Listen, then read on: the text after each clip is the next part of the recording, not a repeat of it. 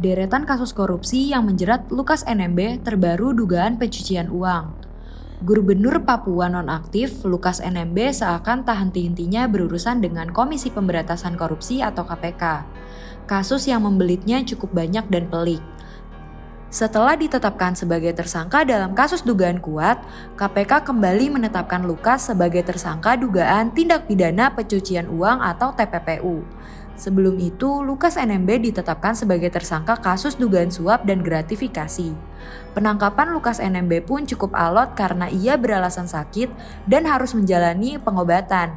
Berikut ini deretan kasus yang menjerat Lukas NMB. Lukas NMB diduga terima suap. Pada 10 Januari 2023 lalu, KPK menangkap Lukas NMB di Kota Jayapura, Papua. Penangkapan itu dilakukan setelah Lukas NMB ditetapkan sebagai tersangka dalam kasus dugaan suap dan gratifikasi dalam proyek pembangunan infrastruktur di Provinsi Papua. Selain Lukas NMB, dalam kasus itu KPK juga menetapkan Direktur PT Tabi Bangun Papua atau TBP, Ridjatono Laka sebagai tersangka. Ridjatono diduga sebagai pihak yang menyerahkan uang senilai 1 miliar rupiah kepada Lukas NMB setelah perusahaannya terpilih untuk mengerjakan 3 proyek infrastruktur di Papua. Adapun 3 proyek tersebut adalah proyek multi-years peningkatan Jalan Entrop Hamadi dengan nilai proyek 14,8 miliar rupiah. Kedua, proyek multi-years rehab sarana dan prasarana penunjang PAUD integrasi dengan nilai proyek 13,3 miliar rupiah. Terakhir, yaitu proyek multi-years penataan lingkungan venue menembak outdoor AURI dengan nilai proyek 12,9 miliar. Lukas NMB juga diduga terima gratifikasi.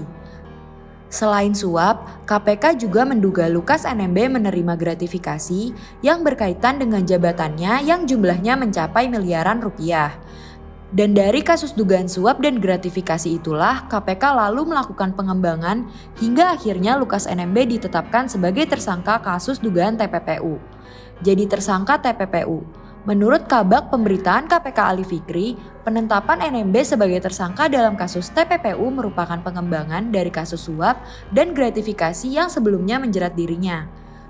Setelah KPK menemukan kecukupan alat bukti dalam perkara dugaan suap dan gratifikasi dengan tersangka LE, tim penyidik kemudian mengembangkan lebih lanjut dan menemukan dugaan tindak pidana lain sehingga saat ini KPK kembali menetapkan LE sebagai tersangka dugaan TPPU.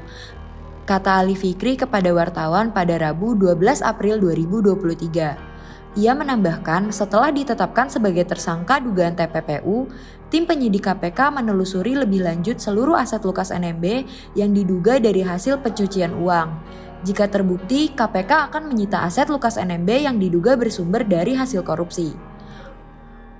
Melalui pengembangan TPPU, KPK berharap penegakan hukum yang KPK lakukan tidak hanya memberikan efek jera bagi para pelakunya, namun juga bisa memberikan nilai optimal bagi penerimaan negara, ujarnya. Namun dugaan awal yang ditemukan KPK, mantan politikus Partai Demokrat itu menginvestasikan uang hasil korupsinya dalam sejumlah kegiatan usaha.